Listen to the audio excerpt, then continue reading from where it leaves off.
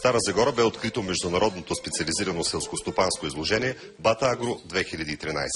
Форумът се провежда за четвърта поредна година, а мотото е модерни решения за модерно земеделие.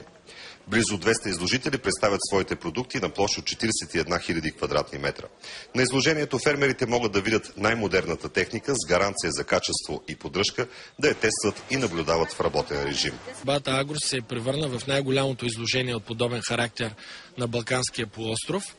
Това е от една страна географския приоритет на Стара Загора, че е еднакво отдалечено от всички точки на страната, но освен това е много важно и модела на изложението, което аз наричам една модерна платформа за представяне на модерни технологични селскостопански решения.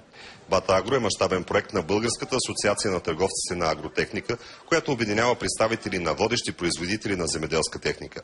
Изложението ще продължи до 17 май на летището в Стара Загора.